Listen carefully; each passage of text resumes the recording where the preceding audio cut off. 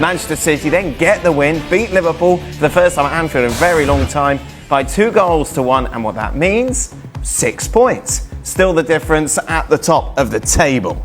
Right, for more, let's welcome in, shall we? Frank Leboeuf. We'll go to Frank in a moment. Now, there's not often this man comes in with a still in his phone. Yes, that was for Salah, should it have been a red card. But I don't want to talk about incidents overall. In general, how would you sum up this game? I thought Liverpool were excellent in the second half, for the most part. I think the Bernardo Silva goal, you saw the issues with playing a midfielder at right back because he's not got the instincts to step out and he plays him onside. But that apart, I thought they played some great stuff. I think we talked about City second half performances on Friday. Mm-hmm. They hadn't scored a goal in the second half of a match this calendar year up until today. They just seemed to switch off and they couldn't handle Liverpool. But once again, they couldn't keep a clean sheet. City bossed the first half without they created that chance for Haaland early on, but that was it. Yeah. And once again, they showed their frailties, but somehow managed to grind out 3 points, which keeps it alive, I suppose, in some sense, but not really the way they're playing. They're not going to convince anybody that they can put a title charge on the way they're playing, but numerically, yes, I suppose they're still in it. But Liverpool must be kicking themselves because they had this game, they were in total control, and then they were not. It was just just didn't take those chances. Florian Wirtz obviously had a good opportunity after the Ekitike back heel. We mentioned, of course, the Ekitike header that went wide. Liverpool better in the second half, but you've got to get it done. Yeah, to be honest, I'd like to start in the first half. Sure. I've never seen a Liverpool side as negative and sitting on the edge of the box at Anfield against anybody. I mean, that's what they did. They took no part in the game. So it could only get better. And the fact that it was kicking into the Kop, then we saw what they're capable of. But then again, listen, it's bad enough, the Mo Salah thing. Should have been a red card in my opinion.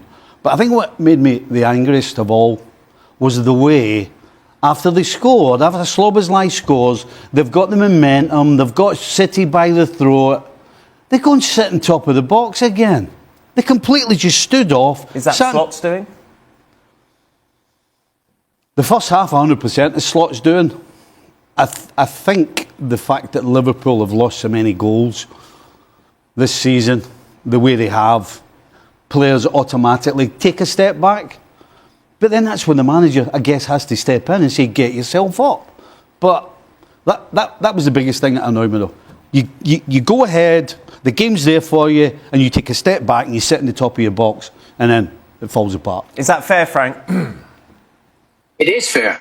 And I don't get it. I mean, really, that was a big surprise because Craig alluded it. We know that Manchester City doesn't do much things in second half, and it's been that for a long time. And when Szoboszlai scored, I said, okay, game over, because we didn't see much from City. And Liverpool got it away and didn't do what they had to do. But we have to talk also about the two centre-backs, and the way they work together. I mean, on the first goal, of course, on Silva, where I don't know who's going out and don't work together or don't work. They don't talk to each other. I don't know how they work. It's like they don't know each other anymore, Van Dijk and Konate. And on the second goal, of course, it's another thing. But really, I'm concerned about Liverpool. I'm concerned about the fact that the players that they were there last year are not getting back to even 20% of what they've been, and that's annoying and worrying for me.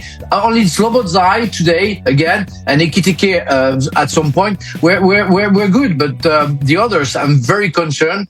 And for City, that was magical, really, coming from nowhere. Those two goals coming from nowhere.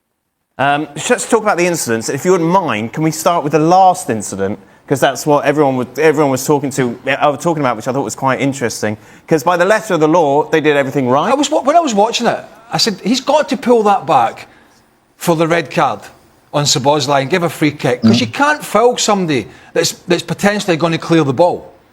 And the other point is, for those that say, this is the spirit of the game and the VAR and whatnot. You can't just give a goal, because at that point, the game was 2-1. And even if there was 15 or 20 seconds left, which there was, Had Ryan Cherky, who blasted the ball over the bar with a free kick, had he turned round with a free kick and tried to play Saham Smart back the way and given it away, within 5 or 10 seconds, Liverpool could have scored an equaliser. So you can't just go, oh, I'll allow the goal because that's the spirit of the game, when the game technically was still in the balance. So they were absolutely spot on, and I just don't understand the killing of the game. And they're blaming VAR for this, most people. Pep and Slot both said the goal should have stood. Just let it go. I initially did, but his nibs here just convinced me. Oh. Because he's right. The bit I didn't think about that he said, The game's still if there's 2-1. 10 seconds left, You can score a goal.